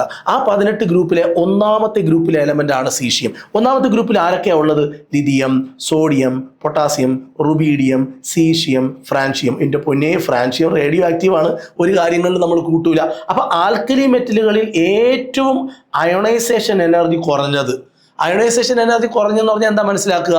ലൂസ്ലി ബൗണ്ട് ഇലക്ട്രോണിനെ ഈസി ആയിട്ട് പുറത്തേക്ക് കളയാൻ പറ്റുന്ന എലമെൻ്റാണ് സീഷ്യം. അങ്ങനെ നോക്കുമ്പോൾ ഏറ്റവും കൂടുതൽ ഫോട്ടോ ഇലക്ട്രിക് എഫക്റ്റ് കാണിക്കുന്നത് ആൽക്കലി മെറ്റലുകളിൽ സീഷ്യമായിരിക്കും. പൊതുവെ ആൽക്കലി മെറ്റലുകൾക്ക് അയോണൈസേഷൻ എനർജി കുറവാണ്. ക്ലിയർ ആണ്. അപ്പം കാരണം ഓരോ പീരീഡിലെയും ഏറ്റവും വലിയ ആറ്റങ്ങൾ ആൽക്കലി മെറ്റലാണ്. പീരിയോഡിക് ടേബിളിൽ 7 പീരീഡ് ഉണ്ട്. ഓരോ പീരീഡിലും 7 പീരീഡ് എടുത്ത് നോക്കിയാലും ഓരോ പീരീഡിലും 2ാമത്തെ പീരീഡ് മുതൽ 7ാമത്തെ പീരീഡ് വരെയും ഏറ്റവും വലിയ ആറ്റങ്ങൾ ഇരിക്കുന്നത് ആൽക്കലി മെറ്റലിനകത്താണ്. അപ്പോൾ അവരുടെ ആറ്റത്തിൻ്റെ സൈസ് കൂടുമ്പോൾ അയോണൈസേഷൻ എനർജി കുറയും. അയോണൈസേഷൻ എനർജി എന്ന് പറഞ്ഞാൽ അയോണീകരണ ഊർജ്ജം എന്ന് നമ്മൾ മലയാളത്തിലേക്ക് പഠിച്ചിട്ടുണ്ട്. ഏറ്റവും അവസാനം ഇരിക്കുന്ന ഇലക്ട്രോണിനെ കളയാൻ വേണ്ട എനർജി. അപ്പോൾ അത് ആ ആറ്റങ്ങളിൽ ഈ പറയുന്ന എല്ലാ ആറ്റങ്ങളിലും ലാസ്റ്റത്തെ ഇലക്ട്രോണിന് ന്യൂക്ലിയസുമായിട്ടുള്ള അട്രാക്ഷൻ കുറവാണ്. അതുകൊണ്ട് വളരെ എളുപ്പത്തിൽ ലൂസ്ലി ബൗണ്ട് ഇലക്ട്രോണിനെ എമിറ്റ് ചെയ്യാൻ കഴിയും. അതുകൊണ്ട് എവരാണ് ഏറ്റവും കൂടുതൽ ഫോട്ടോ ഇലക്ട്രിക് എഫക്റ്റ് കാണിക്കുന്നത്? ക്ലിയർ ആണ്? ഓക്കെ. ഇനി ഇവിടെ ഒരു പ്രശ്നം എന്താണെന്നറിയാവോ? ഫോട്ടോ ഇലക്ട്രിക് എഫക്റ്റ് എന്ന് പറയുന്ന ഒരു സാധനമുണ്ട് എന്ന് മാത്രമേ ഹെൻറിച്ച് ഹെഡ്സിന് പറയാൻ പറ്റുള്ളൂ. He was not able to explain the mechanism behind it. എന്തുകൊണ്ടാണ് ഫോട്ടോ ഇലക്ട്രിക് എഫക്റ്റ് സംഭവിക്കുന്നത് എന്ന് പറയാൻ ഈ പറയുന്ന ഹെൻറിച്ച് ഹെഡ്സിന് പറ്റിയില്ല. അങ്ങനെയാണ് ഈ ലോകത്തിലെ ഏറ്റവും ബുദ്ധിമാൻ എന്ന് അറിയപ്പെടുന്ന ആൽബർട്ട് ഐൻസ്റ്റീൻ വരുന്നത്. ആൽബർട്ട് ഐൻസ്റ്റീൻ പറയുന്നു, ഇത് ഞാൻ എക്സ്പ്ലെയിൻ ചെയ്യാം with the help of planks quantum theory. എന്ത് ക്ലിയർ ആയിട്ടാണ് നമ്മൾ കാര്യങ്ങൾ പറഞ്ഞുകൊണ്ടിരിക്കുന്നത്. നമ്മുടെ ചാപ്റ്ററിനകത്ത് എങ്ങനെയാണ് വ്യക്തമായിട്ട് ഇങ്ങനെ അറേഞ്ച് ചെയ്തിരിക്കുന്നത്. പ്ലാങ്ക് ക്വാണ്ടം തിയറി ഇല്ലെങ്കിൽ ഒരിക്കലും ഫോട്ടോ ഇലക്ട്രിക് എഫക്റ്റ് നമുക്ക് എക്സ്പ്ലെയിൻ ചെയ്യാൻ കഴിയത്തില്ല. അപ്പോൾ ഫോട്ടോ ഇലക്ട്രിക് എഫക്റ്റ് എക്സ്പ്ലെയിൻ ചെയ്യാൻ വേണ്ടിയിട്ട് പ്ലാങ്ക് ക്വാണ്ടം തിയറിയെ ആര് സഹായം തേടുന്നു? Albert Einstein. അപ്പോൾ ഹെൻറിച്ച് ഹെഡ്സ് ആണ് ഫോട്ടോ ഇലക്ട്രിക് എഫക്റ്റ് കണ്ടുപിടിച്ചത്. പക്ഷെ അദ്ദേഹത്തിന് അത് എക്സ്പ്ലെയിൻ ചെയ്യാൻ കഴിഞ്ഞില്ല. അതുകൊണ്ട് ആര് വന്നു? Einstein came with the help of planks quantum theory. He explained photo electric effect. അദ്ദേഹം പറഞ്ഞത് ഇത്രയേ ഉള്ളൂ. ഒരു ആറ്റത്തിൽ ന്യൂക്ലിയസ് ആണ് അടുക്കിയിരിക്കുന്നത്. ന്യൂക്ലിയസിന്റെ ചുറ്റും ഇലക്ട്രോൺ ഉണ്ട്, ആറ്റങ്ങൾ. അപ്പോൾ ആറ്റത്തിലെ ലൂസ്ലി ബൗണ്ട് ഇലക്ട്രോൺ ഇതാണ് ലൂസ്ലി ബൗണ്ട് ഇലക്ട്രോൺ. ഓക്കെ. ഈ ഇലക്ട്രോണിന് ഈ ന്യൂക്ലിയസുമായിട്ടൊരു അട്രാക്ഷൻ ഉണ്ട്. ഈ അട്രാക്ഷൻ ഇച്ചിരി കുറവായിരിക്കും. നമ്മൾ കൊടുക്കുന്ന ലൈറ്റ് ഉണ്ടല്ലോ, ആ ലൈറ്റിൽ നിന്ന് ഫോട്ടോൺ ഉണ്ട്, ക്വാണ്ടം ഓഫ് ലൈറ്റ്. ഇതിനകത്ത് ഒരു മിനിമം എനർജി വേണം. ഈ ക്വാണ്ടം ഈ പാക്കറ്റിനകത്ത് ഈ മെറ്റലിന്റെ പുറത്തേക്ക് വന്ന് വീഴുന്നില്ലേ, ആ ലൈറ്റിന്റെ ഓരോ പാക്കറ്റിലും ഒരു മിനിമം എനർജി വേണം. എങ്കിൽ മാത്രമേ ഈ ഇലക്ട്രോണിനെ ഇവിടെ നിന്ന് ന്യൂക്ലിയസിൽ നിന്ന് ഡിറ്റാച്ച് ചെയ്യിപ്പിച്ച് ഈ ഇലക്ട്രോണിനെ പുറത്തേക്ക് കളയാൻ കഴിയൂ. ആ ഒരു മിനിമം എമൗണ്ട് ഓഫ് എനർജിയെ വിളിക്കുന്ന പേരാണ് ത്രെഷോൾഡ് എനർജി. ത്രെഷോൾഡ് എനർജി എന്ന് പറഞ്ഞാൽ the minimum amount of energy required to remove the electron, loosely bound electron, from the attraction of nucleus. ന്യൂക്ലിയസിന്റെ അട്രാക്ഷനിൽ നിന്നും ലൂസ്ലി ബൗണ്ട് ചെയ്തിരിക്കുന്ന ഇലക്ട്രോണിനെ പുറത്തേക്ക് ചാടിക്കാൻ ആവശ്യമായ എനർജിയെ വിളിക്കുന്ന പേരാണ് threshold energy. Minimum threshold energy ഇല്ലാത്തൊരു ലൈറ്റാണ് ഒരു മെറ്റലിലേക്ക് വന്ന് വീഴുന്നതെങ്കിൽ ഫോട്ടോ ഇലക്ട്രിക് എഫക്റ്റ് സംഭവിക്കൂല. Who told that? ഐൻസ്റ്റീൻ പറഞ്ഞാൽ പിന്നെ മാറ്റമില്ല. ഐൻസ്റ്റീൻ പറയാണ്, ഒരു മിനിമം എമൗണ്ട് ഓഫ് എനർജി ഉള്ള ലൈറ്റ് വേണം മെറ്റലിന്റെ പുറത്തേക്ക് വന്ന് വീഴാൻ. ആ ഒരു മിനിമം എമൗണ്ട് ഓഫ് എനർജിയാണ് ത്രെഷോൾഡ് എനർജി. ത്രെഷോൾഡ് എനർജിയെക്കാളും എനർജി നമ്മൾ കൊടുത്ത ലൈറ്റിനുണ്ട്, ഈ മെറ്റലിന്റെ പുറത്തേക്ക് വന്ന് വീഴുന്ന ലൈറ്റിനുണ്ട്. അത്രയും ഗംഭീരമായി ഫോട്ടോ ഇലക്ട്രിക് എഫക്റ്റ് നടക്കും. ഒരു മെറ്റലിന്റെ പുറത്ത് നല്ല സ്ട്രോങ് ബീം ഓഫ് ലൈറ്റിനെ കടത്തിവിട്ടാൽ അതിലെ ഓരോ ക്വാണ്ടത്തിനകത്തും എനർജി കൂടുതലായിരിക്കും. ഇലക്ട്രോണുകൾ ഇറങ്ങി ഓടാൻ തുടങ്ങും ആ മെറ്റലിൽ നിന്ന്. നമ്മൾ നേരത്തെ കണ്ടതേ ഉള്ളൂ അല്ലേ? അങ്ങനെ ഇറങ്ങി പോകാൻ തുടങ്ങും. അങ്ങനെ കണ്ടോ, ഇവിടെ നിന്ന് ഇലക്ട്രോൺ പോകുന്നുണ്ടോ? അപ്പോൾ ഇവിടെ നിന്ന് വരുന്ന സ്ട്രോങ് ബീം ഓഫ് ലൈറ്റ് ആണ് ഇവിടെ നിന്ന് കടത്തി വിടുന്നതെങ്കിൽ ഇതേപോലെ സംഭവിക്കും എന്ന് ആര് പറയുന്നു? ഈ ആൽബർട്ട് ഐൻസ്റ്റീൻ പറയുന്നു. ഇതാണ് ഇതിൻ്റെ കൃത്യമായ എക്സ്പ്ലനേഷൻ. നോട്ടും ദാ ഇവിടെയുണ്ട്. ക്ലിയർ ആണ്? എന്താണ് ബ്ലാക്ക് ബോഡി റേഡിയേഷൻ? നല്ല ചൂടായിരിക്കുന്ന ഒരു വസ്തു, അത് ലൈറ്റിനെ എമിറ്റ് ചെയ്യാറുണ്ട്. ചൂടായിരിക്കുന്ന ഒരു വസ്തു ലൈറ്റിനെ റേഡിയേഷൻസ് എമിറ്റ് ചെയ്യാറുണ്ട്. അറ്റ് ഹൈ ടെമ്പറേച്ചർ, നല്ല ഊഷ്മാവ് ഉള്ള സമയത്ത് ഇവർ എമിറ്റ് ചെയ്യുന്ന ചില ലൈറ്റിനെ നമുക്ക് നല്ല ടെമ്പറേച്ചറിൽ നല്ല ചുട്ടുപഴുത്ത ഒരു വസ്തുവാണെങ്കിൽ അവർ എമിറ്റ് ചെയ്യുന്ന റേഡിയേഷനിൽ ചിലതൊക്കെ നമുക്ക് കണ്ണുകൊണ്ട് കാണാൻ കഴിയും. പിന്നെയും ടെമ്പറേച്ചർ കൂടുകയാണെങ്കിൽ with the further increase in the temperature of the body the proportion of higher frequency radiation increases. പിന്നെയും നമുക്ക് അത് എമിറ്റ് ചെയ്യുന്ന ആ ഒരു ലൈറ്റിൻ്റെ ഫ്രീക്വൻസിയിലും ആ ഒരു ഇൻക്രിമെൻ്റ് നമുക്ക് കാണാൻ കഴിയും. ഇപ്പം നമ്മളിപ്പോൾ ഒരു ഇരുമ്പെടുത്തു, ഈ ആലകളുണ്ടല്ലോ, ഈ പിച്ചാത്തിയും അങ്ങനെയുള്ള സാധനങ്ങളൊക്കെ ആയുധങ്ങളൊക്കെ ഉണ്ടാക്കുന്ന സ്ഥലത്ത്, അപ്പോൾ ഇരുമ്പെടുത്ത് അവർ ചൂടാക്കുന്നു. ആദ്യം റെഡ് കളർ വരും, പിന്നെ ഒരു കുറച്ചുകൂടെ റെഡിഷ് വരും, പിന്നെ നമ്മൾ ചൂടാക്കുമ്പോഴത്തേക്കും ആ ബോഡി, ആ ഒരു ഇരുമ്പ് കഷ്ണം എമിറ്റ് ചെയ്യുന്ന എനർജിയുടെ അളവിൽ ഭയങ്കരമായ കൂടുതലുണ്ടാവും. നമുക്ക് വ്യക്തമായിട്ട് അത് കാണാൻ കഴിയും. റെഡിൽ നിന്ന് ഒരു ബ്രൈറ്റ് റെഡ് ആവുന്നു, അതിൽ നിന്ന് വൈറ്റിലേക്ക് അത് മാറുന്നു. ഈ പരിപാടി ഇവിടെ എന്താ സംഭവിക്കുന്നത്? ഹോട്ട് ബോഡിയിൽ നിന്നും ഒരു വസ്തുവിൽ നിന്നും, ചൂടായി തിളച്ച് മറിഞ്ഞു നിൽക്കുന്ന ഒരു വസ്തുവിൽ നിന്നും റേഡിയേഷനുകൾ പുറത്തേക്ക് വരുന്നു. ഈ വസ്തുവിനെ ബ്ലാക്ക് ബോഡി എന്നും, ഇങ്ങനെ റേഡിയേഷനുകൾ പുറത്തേക്ക് കളയുന്ന വസ്തുവിനെ ബ്ലാക്ക് ബോഡി എന്നും, ഇതിൽ നിന്ന് പുറത്തേക്ക് വരുന്ന റേഡിയേഷനെ ബ്ലാക്ക് ബോഡി റേഡിയേഷൻ എന്നും പറയും. ക്ലിയർ ആണോ? ഇവിടെയും ഫ്രീക്വൻസി ഉണ്ട്, അതായത് ക്വാണ്ടം ഉണ്ട്. പ്ലാങ്ക് ക്വാണ്ടം തിയറി വെച്ചിട്ടാണ്. ക്ലാസ് കേൾക്കുന്ന ഓരോരുത്തരും നിങ്ങളുടെ അഭിപ്രായം താഴെ കമൻറ്റുകളായി രേഖപ്പെടുത്തണം. കമൻ്റായി രേഖപ്പെടുത്തിയാലുള്ള ഗുണം നമ്മുടെ ക്ലാസ്സിനെ യൂട്യൂബിൻ്റെ അൽഗോരിതം കൂടുതൽ ആളുകളിലേക്ക് എത്തിക്കും. നമുക്ക് ജയിക്കാൻ പറ്റും. ഞാനും നിങ്ങളുടെ ശ്രമം ജയിക്കുക എന്നുള്ളതാണ്. എൻ്റെ ഈ ക്ലാസ് കൊണ്ട് ഞാൻ ജയിക്കണം. ഇത് കേൾക്കുന്നതിലൂടെ നിങ്ങൾ കെമിസ്ട്രി പരീക്ഷയിൽ ജയിക്കണം. നിങ്ങൾക്ക് കൃത്യമായ മോട്ടിവേഷനുകളും നിങ്ങൾക്ക് കൃത്യമായ ദിശാബോധവും ഒക്കെ നമുക്ക് ഈ ക്ലാസ്സിലൂടെ കിട്ടുന്നതായിരിക്കും. നമ്മുടെ ഒരു +1 പഠിക്കുന്ന ഒരു കുട്ടിക്ക് എന്തെല്ലാമാണോ നമുക്ക് പഠനം കൊണ്ട് വേണ്ടത്, അല്ലെങ്കിൽ അവന് കൃത്യമായ ഒരു കരിയർ ഗൈഡൻസ്, ഇതെല്ലാം തരാൻ ഈ ചാനൽ ഉപകരിക്കും. അതുകൊണ്ട് പരമാവധി നിങ്ങളുടെ സുഹൃത്തുക്കളിലേക്ക് എത്തിക്കുക. അപ്പോൾ കേരളം മുഴുവനും ഈ ഒരു ചാനലിനെ എത്തിക്കേണ്ട ഒരു ബാധ്യത നിങ്ങൾ ഓരോരുത്തരും ഏറ്റെടുക്കണം എന്ന് അഭ്യർത്ഥിക്കുകയാണ്. ഞാനും അതിനുവേണ്ടി ഏറ്റവും ബെസ്റ്റായി നിങ്ങൾക്ക് ക്ലാസ് തരാൻ ശ്രമിച്ചുകൊണ്ടിരിക്കും. നമുക്ക് സോളാർ സ്പെക്ട്രത്തിലേക്ക് വരാം. എന്താണ് സോളാർ സ്പെക്ട്രം? എന്താണ് സോളാർ സ്പെക്ട്രം എന്ന് നമുക്ക് കേൾക്കാം. എന്താണ് സോളാർ സ്പെക്ട്രം എന്ന് ചോദിച്ചാൽ, പിന്നെ ബീം ഓഫ് ലൈറ്റ്, സാധാരണ നമ്മൾ കാണുന്ന വൈറ്റ് ബീം ഓഫ് ലൈറ്റ്, ഇതിനെ നമ്മളൊരു പ്രിസത്തിലൂടെ കടത്തിവിടുകയാണ്. ഇവിടെ നിന്ന് ഒരു ലൈറ്റ് എടുത്തു. ഈ ലൈറ്റിനെ ഇത് ലൈറ്റ് പല സ്ഥലങ്ങളായി പോകാതിരിക്കാൻ വേണ്ടിയിട്ടൊരു സംഭവം ഇവിടെ വെച്ചു. എന്നിട്ട് നമ്മൾ ഈ ലൈറ്റിനെ ഇതൊരു പ്രിസത്തിലൂടെ കടത്തിവിടുകയാണ്. ഈ പ്രിസത്തിലൂടെ കടത്തിവിടുമ്പോൾ ഇത് ഇവിടെ നിന്ന് ഇങ്ങനെ വന്നിട്ട് ഇതിങ്ങനെ സ്പ്ലിറ്റ് ചെയ്ത് 7 കളറുകളായി മാറും, അല്ലേ? 7 കളേഴ്സായിട്ട് ഇതിങ്ങനെ സ്പ്ലിറ്റ് ചെയ്യും. ഇതാ കണ്ട് ഇവിടെ കാണാൻ കഴിയുന്നുണ്ടല്ലോ, 7. ഇതിനെയാണ്, ഈ പരിപാടിയെ നമ്മൾ വിളിക്കുന്ന പേരാണ്. ഇതെന്തുകൊണ്ടാണ് ഇവിടെ ലൈറ്റ് പ്രിസത്തിൽ തട്ടിയപ്പോൾ അതിൻ്റെ എലമെൻ്ററി കളറായി മാറിയത്? ഇവിടെ ഒരു പ്രോസസ്സ് നടക്കും. ആ പ്രോസസ്സിൻ്റെ പേരാണ് ഡിസ്പേർഷൻ, പ്രകീർണനം എന്ന് പറയും. ലൈറ്റ് ധവളപ്രകാശം, വെളുത്ത പ്രകാശം അതിൻ്റെ ഘടകവർണ്ണങ്ങളായി മാറി അതിൻ്റെ കമ്പോണൻ്റ് ലൈറ്റുകളായി മാറുന്ന പ്രോസസ്സിനെ വിളിക്കുന്ന പേരാണ് ഡിസ്പേർഷൻ. ഇവിടെ നമുക്ക് കുറേ ലൈറ്റുകളുടെ ഒരു സീരീസ് കിട്ടി. ആ സീരീസിനെ വിളിക്കുന്ന പേരാണ് സ്പെക്ട്രം എന്നും പറയും. ഇതിനകത്ത് നമുക്ക് ശ്രദ്ധിക്കുകയാണെങ്കിൽ ഒരു ഫോട്ടോ ഗ്രാഫിക് ഫിലിം വെച്ച് നോക്കുകയാണെങ്കിൽ ഈ കളേഴ്സിൽ ഒരു കളർ, ആദ്യം ഒരു കളർ, ആ കളറിൻ്റെ പുറത്തൂടെ വേറൊരു കളർ മെർജ് ചെയ്തിരിക്കുന്നതായിട്ട് കാണാൻ പറ്റും. ഇതിനകത്ത് violet, indigo, blue, green, yellow, orange, red എന്ന് പറയുന്ന 7 കളേഴ്സാണ് നമുക്കിവിടെ കാണാൻ കഴിയുക. ഈ 7 കളേഴ്സിൽ ഓരോ കളറിൻ്റെ പുറത്തൂടെ വേറൊരു കളർ മെർജ് ചെയ്തിട്ടായിരിക്കും. ഇപ്പം ഇവിടെ വയലറ്റ് ആണെങ്കിൽ വയലറ്റ് കഴിഞ്ഞ് അടുത്ത് വരേണ്ടത് വയലറ്റ് ഇൻഡിഗോയാണ് വരേണ്ടത്. ഇൻഡിഗോ വയലറ്റ് തീരുന്നിടത്ത് ഇൻഡിഗോ സ്റ്റാർട്ട് ചെയ്യും, മെർജ് ചെയ്തിട്ടാണ്. അതുകൊണ്ട് ഈ സ്പെക്ട്രത്തിന് വേറൊരു പേരും കൂടെ പറയും, കണ്ടിന്യൂസ് സ്പെക്ട്രം. സോളാർ സ്പെക്ട്രം എന്തെന്ന് ചോദിച്ചാൽ വ്യക്തമായി നമുക്കൊരു ഉത്തരം കൊടുക്കാൻ കഴിയണം, ധാരണയുണ്ടാവണം. When a beam of white light is passed through a prism, the light split into 7 colors, okay, with different frequency ഉള്ള 7 നിറങ്ങളായി അത് മാറും. അതിൽ ഇങ്ങനെ ഇത് മാറുന്ന പ്രോസസ്സിനെയാണ് നമ്മൾ ഡിസ്പേർഷൻ എന്ന് പറയുക. ഈ ഒരു പ്രോസസ്സിനെയാണ് സ്പെക്ട്രം എന്ന് പറയുന്നത്. ഒരു കളറിൽ വേറൊരു കളർ മെർജ് ചെയ്തിട്ട് ഒരു കളർ തീരുന്നിടത്ത് വേറൊരു കളർ തുടങ്ങും, അതിനിടയിൽ ഗ്യാപ്പ് ഉണ്ടാവില്ല. അതുകൊണ്ട് തന്നെ കണ്ടിന്യൂസ് സ്പെക്ട്രം എന്ന് പറയും. ഇനി നമ്മൾ പറയാൻ പോകുന്നത് ഹൈഡ്രജൻ സ്പെക്ട്രത്തെക്കുറിച്ചാണ്. ഹൈഡ്രജൻ സ്പെക്ട്രത്തെക്കുറിച്ച് എന്തെല്ലാമാണ് നമുക്ക് കേൾക്കേണ്ടത് നോക്കാം. നമ്മൾ ആദ്യം ഹൈഡ്രജൻ എന്ന് പറയുന്ന ഒരു ഗ്യാസിനെ നമ്മൾ ഇവിടെ ഈ എക്സ്പെരിമെൻറ്റാണ് പറയാൻ പോകുന്നത്. ഒരു ഡിസ്ചാർജ് ട്യൂബിനകത്ത് എടുത്തു. ഡിസ്ചാർജ് ട്യൂബിൻ്റെ എക്സ്പെരിമെൻറ്റ് നമ്മൾ ആദ്യം പഠിച്ചില്ലേ, കാഥോഡ് റേ എക്സ്പെരിമെൻറ്റ്, സെയിം സാധനം. ഒരു ഡിസ്ചാർജ് ട്യൂബിനകത്ത് ഹൈഡ്രജൻ ഗ്യാസ് നിറച്ചു, 2 ഇലക്ട്രോഡ് വെച്ചു, ഹൈ വോൾട്ടേജ് കറണ്ട് കടത്തിവിട്ടു. അപ്പോൾ ഇതിനകത്ത് എന്ത് മാത്രമേ ഉള്ളൂ? ഹൈഡ്രജൻ എന്ന് പറയുന്ന ഒരു ഗ്യാസ് മാത്രമേ ഉള്ളൂ. ഹൈഡ്രജൻ്റെ നിറച്ചു മാറ്റങ്ങൾ അതിനകത്തുണ്ട്.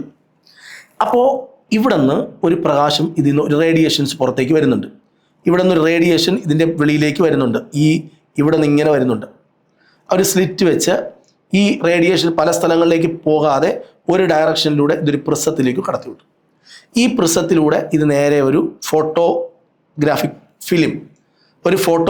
ഫിലിമിൽ ഇതിനെ നമ്മൾ വെച്ചപ്പോൾ ഈ ഫോട്ടോഗ്രാഫിക് ഫിലിമിൽ റെഡ് കളർ മാത്രം കാണാൻ പറ്റി, വേറെ കളറൊന്നും കാണാൻ കഴിയുന്നില്ല.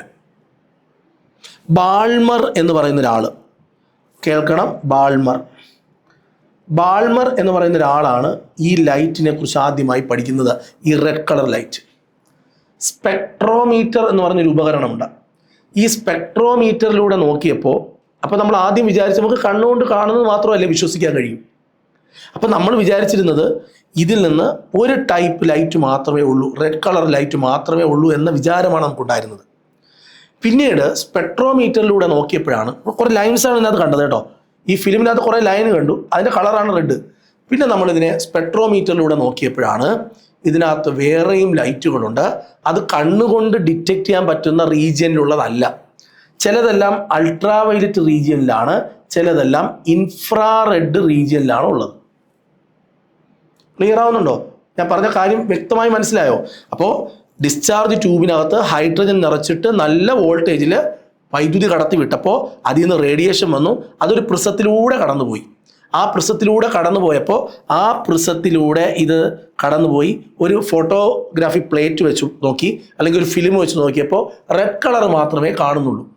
പിന്നെ നമ്മൾ സ്പെക്ട്രോമീറ്റർ കൊണ്ട് നോക്കിയപ്പോഴാണ് ഇതിനകത്ത് ഒരുപാട് ലൈൻസ് അതിനകത്തുണ്ട് എന്ന് കണ്ടെത്തിയത്. ഇതാണ് ഒരു ഫോട്ടോഗ്രാഫിക് പ്ലേറ്റ് എങ്കിൽ ഈ ഇവിടെ കാണുന്ന ഈ സീരീസ് ഓഫ് ലൈൻസ് മാത്രമാണ് കാണാൻ പറ്റുന്നത്. റെഡ് കളറിൽ നമുക്ക് കാണാൻ പറ്റുന്നത്. ബാൾമറാണ് ഇതിനെക്കുറിച്ച് പഠിച്ചത്. ഈ ലൈൻ സീരീസിനെ നമ്മൾ വിളിക്കുന്ന പേരാണ് ബാൾമർ സീരീസ്.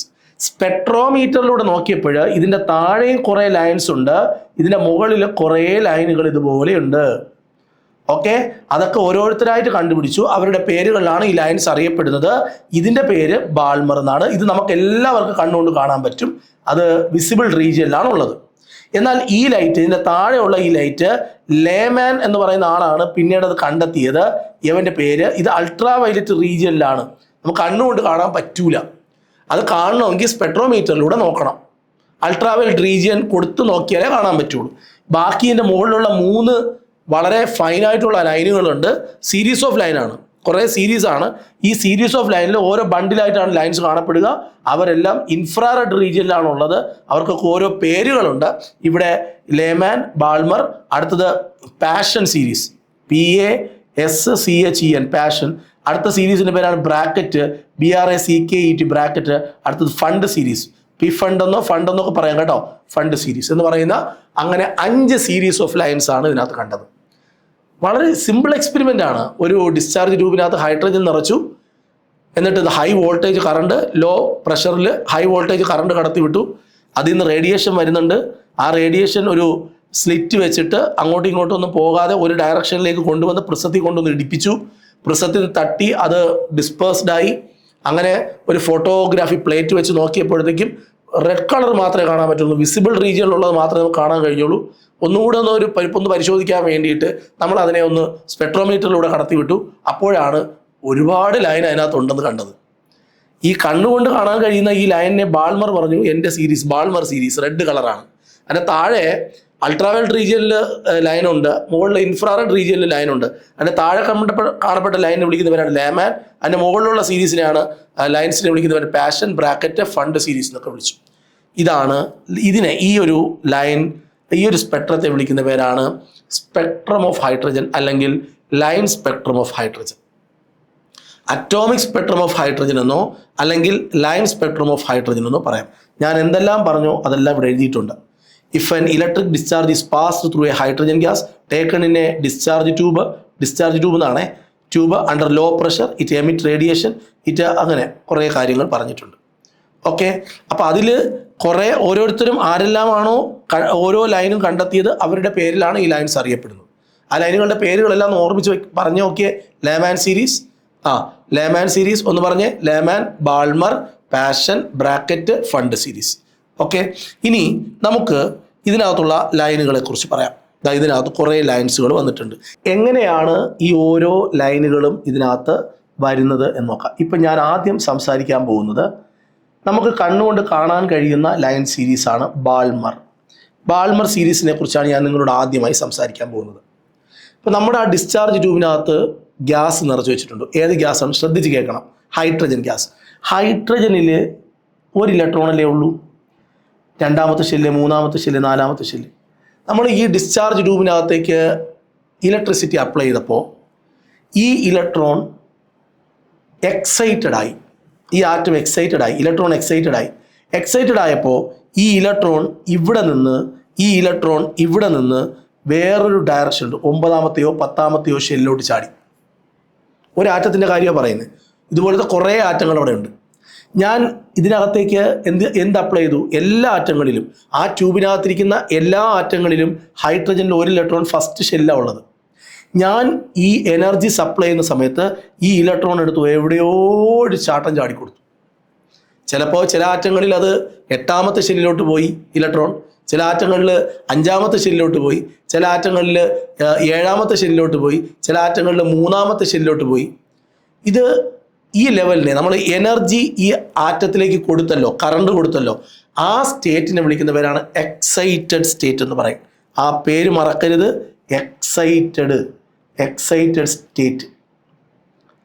കുറച്ച് കഴിഞ്ഞ് ആ ഇലക്ട്രോണുകൾ, ആ എനർജി പോയി കഴിഞ്ഞാൽ ആ ഇലക്ട്രോണുകൾ തിരികെ പഴയതുപോലെ വരാൻ ശ്രമിക്കും.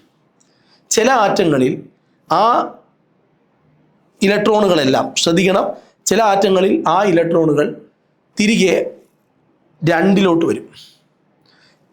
അപ്പോൾ ഇവിടെ കണ്ടോ 8ാമത്തെ ഷെല്ലിൽ നിന്ന് ഇവൻ തിരികെ 2ാമത്തിലോട്ട് വന്നു. ഈ ആറ്റത്തിൽ ഇതൊരു ആറ്റത്തിൻ്റെ ലൈനാണ്. എക്സൈറ്റഡ് ആയപ്പോൾ 8ിലോട്ട് ചാടി, ഗ്രൗണ്ട് സ്റ്റേറ്റിലോട്ട് വന്നപ്പോൾ തിരികെ വന്നപ്പോൾ 2ിലോട്ട് വന്നു. എക്സൈറ്റഡ് ആയപ്പോൾ 7ിലോട്ട് ചാടി, തിരികെ വന്നപ്പോൾ 2ിലോട്ട് വന്നു. എക്സൈറ്റഡ് ആയപ്പോൾ 6ിലോട്ട് ചാടി, തിരികെ വന്നപ്പോൾ 2ിലോട്ട് വന്നു. അങ്ങനെ തിരികെ 2ാമത്തെ ഷെല്ലിലേക്കാണ് തിരികെ എത്തിയതെങ്കിൽ, തിരികെ എത്തിയത് 2ാമത്തെ ഷെല്ലിലാണ്. ചാടിയപ്പോൾ എങ്ങോട്ടോ ചാടി, തിരികെ എത്തിയപ്പോൾ കുറേ ആറ്റങ്ങളിൽ 2ാമത്തതിലോട്ട് വന്നു. അങ്ങനെയുള്ള ആൾക്കാർ ചേർന്ന്, അങ്ങനെയുള്ള ആറ്റങ്ങൾ ചേർന്നുണ്ടാക്കിയ ലൈനാണിത്. അതാണ് നമുക്ക് റെഡ് കളറിൽ കാണാൻ കഴിഞ്ഞത്. ആ ലൈൻ സീരീസിനെ വിളിക്കുന്ന പേരാണ് ബാൾമർ സീരീസ്. അത് കണ്ണുകൊണ്ട് കാണാൻ കഴിയും. അപ്പോൾ എക്സൈറ്റഡ് ആയപ്പോൾ ഏതോ ഒരു എനർജി ലെവലിലോട്ടും പോയി തിരിച്ച് ഗ്രൗണ്ട് സ്റ്റേറ്റിൽ വന്നപ്പോൾ 2ാമത്തെ ഷെല്ലിലേക്ക് തിരിച്ചെത്തി. അങ്ങനെയുള്ള ആറ്റങ്ങളുടെ കൂട്ടങ്ങൾ ചേർന്ന് ഉണ്ടാക്കിയ ഒരു ബാൻഡാണിത്. അതാണ് റെഡ് കളറിലാണ് കാണപ്പെടുക, കണ്ണുകൊണ്ട് കാണാൻ കഴിയും. ഇതാണ് ബാൾമർ സീരീസ്.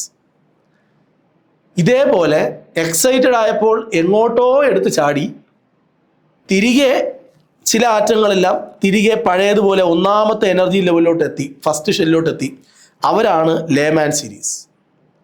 എക്സൈറ്റഡ് ആയപ്പോൾ ഉയർന്ന എനർജി ലെവലുള്ള ഓർബിറ്റലുകളിലോട്ട് ചാടി തിരികെ കുറേ ആറ്റങ്ങളെല്ലാം 3ാമത്തതിലോട്ട് വന്നു. അവരെല്ലാം ചേർന്നാണ് ഇവിടെ ഒരു ലൈൻ ഉണ്ടാക്കിയത്. അവൻ്റെ പേരാണ് പാഷൻ. ഇത് ലേമാൻ, ഇത് പാഷൻ. എക്സൈറ്റഡ് ആയപ്പോൾ എങ്ങോട്ടേക്കോ എടുത്ത് ചാടി തിരികെ അവർ 4ാമത്തതിലോട്ട് വന്നു. അതാണ് ബ്രാക്കറ്റ്. എക്സൈറ്റഡ് ആയപ്പോൾ ഉയർന്ന എനർജി ലെവലിലോട്ട് ചാടി ചില ആറ്റങ്ങൾ ഗ്രൗണ്ട് സ്റ്റേറ്റിലോട്ട് വന്നപ്പോൾ അവർക്ക് തിരിച്ച് 1ാമത്തേലോ 2ാമത്തേലോ 3ാമത്തേലോ 4ാമത്തേലോ വരാൻ പറ്റിയില്ല. 5ാമത്തെ ഷെല്ലിലേക്കാണ് തിരികെ എത്താൻ കഴിഞ്ഞത്. അതാണ് ഫണ്ട് സീരീസ് അല്ലെങ്കിൽ പി ഫണ്ട് സീരീസ്. ഇതിൽ ഈ പറയുന്ന 3 എണ്ണം, ഞാനിവിടെ വരച്ചുകൊണ്ടിരിക്കുന്ന 3 എണ്ണം, പാഷൻ, ബ്രാക്കറ്റ്, പി ഫണ്ട്, ഇതെല്ലാം ഇൻഫ്രാറെഡ് റീജിയനിലാണ്. എന്നാൽ ഈ ബാൾമർ എന്ന് പറയുന്നത് വിസിബിൾ റീജിയനിലാണ്. ഞാൻ വരയ്ക്കുന്നുണ്ട്, നിങ്ങൾ നോക്കണം. ഇത് ലേമാൻ സീരീസ് ആണ്. ഇതൊരു വലിയ കണ്ടുപിടുത്തമാണ്. ഇതൊരു ചെറിയ കാര്യമല്ല. ഞാനിപ്പോൾ പറഞ്ഞതൊരു വലിയ കണ്ടുപിടുത്തമാണ്. ഇതാണ് ഹൈഡ്രജൻ സ്പെക്ട്രം. സ്കൂളിലെ ടീച്ചേഴ്സ് പലരും ഇത് പറഞ്ഞ് എക്സ്പ്രസ് ചെയ്യാൻ ബുദ്ധിമുട്ടുന്നതും നിങ്ങൾക്കത് പഠിച്ചെടുക്കാൻ നിങ്ങൾക്ക് കാര്യം മനസ്സിലാകാതിരിക്കുന്ന സംഭവമാണ്. ഞാനും പഠിപ്പിക്കുന്ന സമയത്തൊക്കെ ഇത് എനിക്കും വ്യക്തമായിട്ട് അറിഞ്ഞുകൂടാത്തൊരു കാര്യമായിരുന്നു. എന്നാൽ പിന്നെ പഠിപ്പിച്ച് ഇതിൻ്റെ പുറകിൽ റിസർച്ച് ചെയ്ത് കണ്ട്, നമ്മളൊക്കെ പഠിക്കുന്ന സമയത്തൊന്നും ഇങ്ങനെ യൂട്യൂബിലെ ക്ലാസ്സുകളോ ഒരു ടീച്ചർ പഠിപ്പിക്കുന്ന ഒരു ക്ലാസ് ടീച്ചറിന് അറിഞ്ഞുകൂടെങ്കിൽ നമുക്ക് പറഞ്ഞുകൂടാ. ട്യൂഷനും ഇല്ല, ടീച്ചറിന് അറിഞ്ഞുകൂടെങ്കിൽ നമുക്കും അറിയത്തില്ല. ഈ ഒരു ഘട്ടത്തിൽ നിന്നാണ് നമ്മൾ ഇങ്ങനെ എക്സ്പ്ലെയിൻ ചെയ്യാവുന്ന ഒരു തരത്തിലേക്ക് മാറിയത്. ഇതാണ് നമ്മുടെ എക്സ്പീരിയൻസ് എന്ന് പറയുന്നത്. ഇനി ഈ കാണുന്ന ഓരോ ലൈൻസിന് വേണ്ടിയിട്ടും റിഡ്ബർഗ് എന്ന് പറയുന്ന ഒരാൾ ഇക്വേഷൻ കൊണ്ടുവന്നു. ആ ഇക്വേഷനെ നമ്മൾ റിഡ്ബർഗ് ഇക്വേഷൻ എന്ന് പറയും. ഇത് വെച്ച് പ്രോബ്ലം ചെയ്യാനുണ്ട്, പഠിക്കേണ്ടതുണ്ട്. 5 സീരീസ് ഓഫ് ലൈൻസ് ആണ്: Lyman, Balmer, Paschen, Brackett, Pfund series, പി ഫണ്ട് സീരീസ്. ഇവിടെ നമ്മൾ കണ്ട ഓരോ ലൈൻസിൻ്റെയും വേവ് ലെങ്ത് കണ്ടുപിടിക്കാൻ വേണ്ടിയിട്ടാണ് ഇദ്ദേഹം എന്ത് കൊണ്ടുവന്നത്? ഒരു ഇക്വേഷൻ കൊണ്ടുവന്നത്. 1/λ is equal to, okay, അപ്പോൾ the Rydberg formula for hydrogen calculates the wavelength of spectral emission lines expressed as 1 by lambda is equal to RH into 1 by n1 square minus 1 by n2 square. Layman സീരീസിൽ എന്താ പ്രത്യേകത? എല്ലാ ലൈൻസും ground സ്റ്റേറ്റിലെത്തിയപ്പോൾ ഒന്നിലേക്ക് തിരിച്ചെത്തി. അതുകൊണ്ട് n1 എന്ന് പറയുന്നത് ഒന്നായിരിക്കണം. n2 എന്ന് പറയുന്നത് എവിടെ നിന്ന് ചാടി വന്നോ അതാവാം. അതായത് 2 ആവാം, 3 ആവാം, 4 ആവാം. ലേമാൻ സീരീസിൻ്റെ കാര്യം. ലേമാൻ സീരീസിൽ ഈ ഒരു ഇക്വേഷൻ അപ്ലൈ ചെയ്യുമ്പോൾ n 1 ആയിട്ട് നിങ്ങൾ എടുക്കേണ്ടത് 1ൻ്റെ സ്ക്വയർ ആയിരിക്കണം. ക്ലിയർ ആണ്? ഇനി ബാൾമർ സീരീസിൽ എക്സൈറ്റഡ് ആയപ്പം ഏതോ ഒരു എനർജി ലെവലിലോട്ട് ചാടി തിരികെ ഗ്രൗണ്ട് സ്റ്റേറ്റിലോട്ട് വന്നപ്പം 2ലോട്ട് തിരിച്ചെത്തി. അങ്ങനെയാണെങ്കിൽ n 1 ആയിട്ട് നിങ്ങൾ എടുക്കേണ്ടത് 2 ആണ്. n1 = 2 എന്ന് എടുക്കണം ബാൾമർ സീരീസിൽ. ഓക്കെ, n2 എന്ന് പറയുന്നത് 3 ചാടി 2ലോട്ട് വരാം, 4 ചാടി 2ലോട്ട് വരാം, 5 ചാടി 2ലോട്ട് വരാം, അങ്ങനെയൊക്കെ വരാം. ഇങ്ങനെ ആയിരിക്കണം ഓരോന്നിൻ്റെയും വാല്യൂ കൊടുക്കേണ്ടത്. ക്ലിയർ ആണോ? ഇത്രയും ഓക്കെ ആണോ? അപ്പോൾ പിഫണ്ട് സീരീസ് എടുത്താൽ n1ൻ്റെ വാല്യൂ 5 ആയിരിക്കും, n2 എന്ന് പറയുന്നത് 6, 7, 8 ഒക്കെ ആയിരിക്കും. ക്ലിയർ ആണല്ലോ? ഇന്നത്തെ ക്ലാസ് ഇവിടെ അവസാനിക്കുകയാണ്. നല്ല ഗംഭീരമായിട്ട് ഇത് അവതരിപ്പിക്കാൻ കഴിഞ്ഞു എന്നാണ് ഞാൻ വിചാരിക്കുന്നത്. നിങ്ങൾ എന്തെങ്കിലും സജഷൻസ് പറയാനുണ്ടെങ്കിൽ കമൻറ്റ് ചെയ്യുക. അതേപോലെ നമ്മൾ അടുത്ത ദിവസം ബോറിൻ്റെ ആറ്റം മോഡൽ പഠിക്കും. അവിടെ ഒരു ഉഗ്രൻ ക്വസ്റ്റ്യൻ ഉണ്ട്, അത് നമുക്ക് അടുത്ത ക്ലാസ്സിൽ നോക്കാം. അപ്പോൾ എല്ലാവരും സേഫ് ആയിരിക്കുക, ഏറ്റവും നന്നായിട്ട് പഠിക്കുക. നമുക്ക് പഠിക്കാൻ കഴിയുന്ന ഒരു കാലയളവിലൂടെയാണ് നമ്മൾ കടന്നു പോകുന്നത്. അവിടെ ഒരു വിട്ടുവീഴ്ചയും നമ്മൾ ചെയ്യാതിരിക്കുക. നമുക്ക് പഠിക്കണം, നമുക്ക് ജയിക്കണം, നമുക്ക് ലൈഫ് അടിപൊളിയാക്കണം. ഇന്ന് നമ്മൾ ജീവിക്കുന്ന ആ ഒരു മിനിറ്റിനേക്കാളും ക്വാളിറ്റിയോടെ ആണ് നമ്മൾ അടുത്ത നിമിഷം നമ്മൾ ജീവിക്കേണ്ടത്. അതുകൊണ്ട് നമ്മുടെ തെറ്റുകൾ, നമ്മുടെ പോരായ്മകൾ, നമ്മുടെ കുറവുകൾ ഒക്കെ പരിഹരിക്കാൻ കഴിയുന്ന തരത്തിലൊരു ജീവിതത്തെ നമ്മൾ സെറ്റ് ചെയ്യേണ്ടതുണ്ട്. നമുക്ക് വീണ്ടും കാണാം. Bye bye.